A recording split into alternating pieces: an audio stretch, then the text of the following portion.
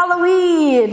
Well, it's not quite Halloween probably at the time that you're viewing this, but in prep for Halloween, I am going to give you some tips and tricks on how to survive Halloween, especially with the sugar craze. It doesn't have to be scary. It doesn't have to be spooky. You can still have a successful Halloween. Oh no, this is too much.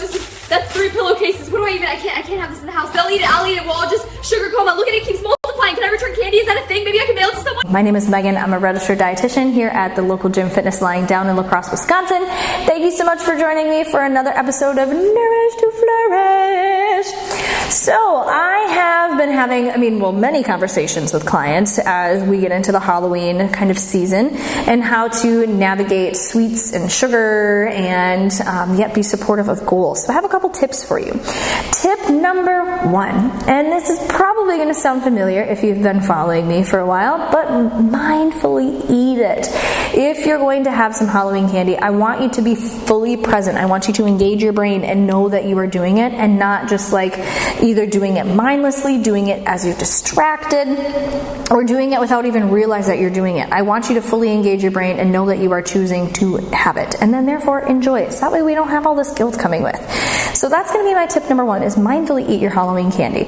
Tip number 2, if you feel like you cannot stop with just one, where 1 turns into 2, which turns into a handful, which turns into half of the bag, we can kind of attack this from a couple of different angles. Number 1, out of sight, out of mind. So put the rest away. Put the whole big bag out to the side and just grab 1 or 2 with you. So that way, again, now you're kind of confined from a portion size. Megan, I know where they are. They're in my pantry.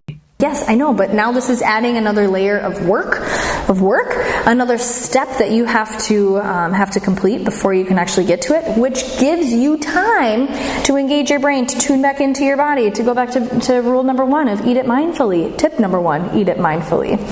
So again, tip number 2, out of sight, out of mind, if that can be helpful from a portion control perspective.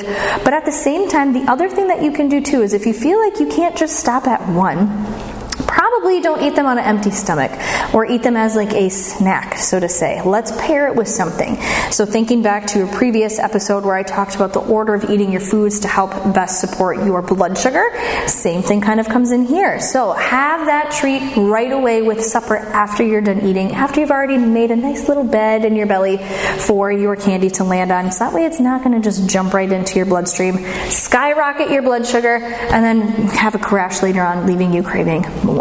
And then my last tip is that sometimes I hear clients say like, oh, Megan, I have so much leftover candy. We had a holiday party at work, or we had leftover candy from trick-or-treating, and I just don't know what to do with it. Like, I can't bring myself to just put it in the garbage because that feels very wasteful.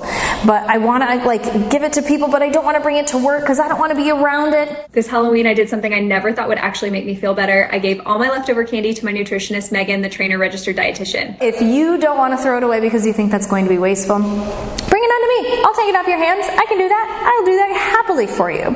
So again, now that we can accomplish that out of sight, out of mind, we can get it out of your house, you can eat it mindfully, and then know when you're going to be done. Because here's the deal. Sugar is sugar. Glucose is glucose. That molecule is the same whether it's coming from an apple, whether it's coming from a Reese's peanut butter pumpkin.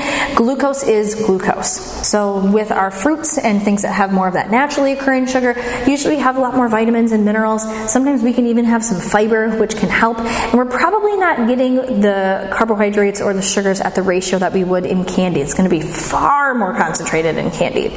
So this is where if you wanted to, again, have something like a sweet treat, you could make a rendition of your own, and then you can be in charge of how much sugar you're adding to it. Of course, like swapping with a fruit or something is not always going to scratch the itch just the same. But I'll leave that call up to you. But here's the biggest takeaway, again, is that Halloween does not need to be scary. A bowl of candy doesn't change everything I've been working on. I can enjoy some and still feel good about how I eat the rest of the week. Don't throw in the towel early. Pick yourself back up and continue on. So now that you know better, let's go out and do better so we can all be better.